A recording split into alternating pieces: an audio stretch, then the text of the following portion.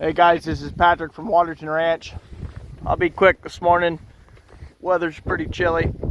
Don't be fooled by the video. There's snow on the ground, but 3 days ago it was t-shirt weather, and 3 days from now it's going to be t-shirt weather again. So we just had a quick little squall come in, and I just wanted to show the last day of Milo grazing. This piece in here is about, I think it's about 4 acres when I turned him into it. It's way bigger than the other breaks I've been giving him all winter, but this Milo's been pretty much decimated by the birds and the deer coming from this side of the field. And this part of the field never did have a good stand of Milo anyways. I think the fertility's pretty low on this corner of the field. So I wanted to take the cows in here and just have them clean up the rest of the Milo real quick. That way I can get in here with some dry hay, with some bales and stuff, and feed the cows back in here and increase the fertility on this corner of the field. So like I said, today's March 5th, and today's our last day. We started grazing this Milo on December 1st. So we grazed all through December, January, and February. So we were basically on it for 3 full months. And yeah, I think it definitely helped out. There's no doubt. The whole Milo grazing didn't quite meet my expectations, which I've discussed on all my other videos, but there's lots of room for improvement. I think this year, this past growing season, I did a lot of things incorrectly, and I think I've got a lot of optimism this next growing season going into 2025 that I can correct a lot of that, and I think I can easily double the grazing days on basically all the fields that we planted Milo. And so yeah, I'm optimistic. This year was a lot of learning experience. It was a steep learning curve. Not necessarily the cow grazing, but just the growing of the Milo. There's things that Milo's got to have to grow. There's a lot of finicky things about growing a grain crop. There's plant population, there's fertility, there's tillage, no tillage. There's planting date, it's very important. So yeah, lots of learning experiences, and as we go into 2025, I'm optimistic. And yeah, March 4th of 2025 is when we wrapped up the 2025 season. Here's another thing I want to show everyone too. So yesterday I came in here and unrolled some hay. It was raining, snowing, it was really bad weather. And if you've got really bad weather and you're trying to unroll hay, putting it underneath a hot wire is very, I can't even describe to you how much better it is than just unrolling on wet ground. When you unroll on wet ground, cows are notorious for just standing on their feed. They're standing on hay and they'll trample it into the mud, and it's terribly frustrating. I mean, it's the whole reason why the old timers, our forefathers, figured out how to feed hay in a hay ring feeder or a feed trailer or something, keeping it off the ground, because these cows will literally waste. They'll waste 3/4 to 80, 90. I've seen them waste 80-90% of hay on the ground, or feed fed on the ground that they can stand on. They will literally trample it into the mud.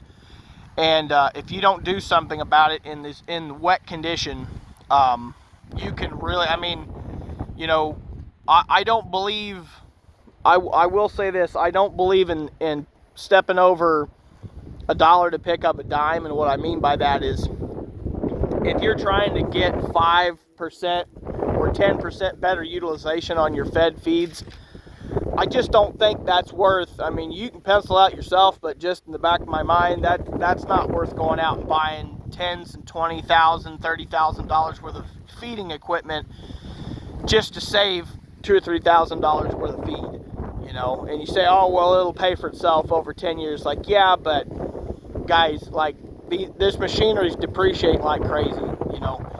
And so this solution right here is a really good one. You don't have to have anything. You've already got the electric fence.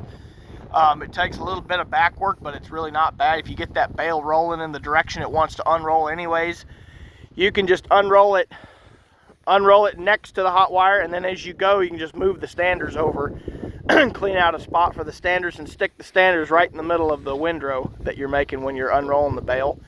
And I'm telling you, the utilization is fantastic.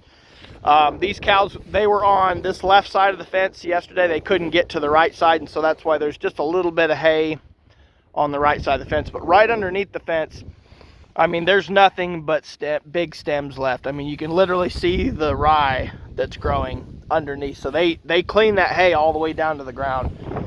And what they trampled on, very little, very, very little. And that's where you gotta have some little experience helps for sure. But you really need to have that. You really need to have that electric fence right on the top of the hot wire, maybe off the center just a little bit, to where those cows will reach under the fence farther than you think they will. And so you need to try to explain this. So if you unroll right underneath the wire, say the cows are on the left hand side and they can't get to the right hand side, which you can do it on both. I did it on another spot down there where the cows could walk around and get on both sides of the hot wire. But if you're just doing one side and the cows are only on one side, what you probably want is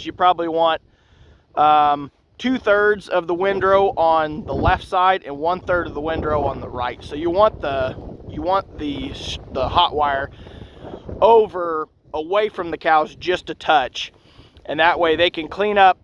So basically they'll clean up 2/3 of the windrow, and then the last third they'll have to reach under and get it. So that's a good explanation.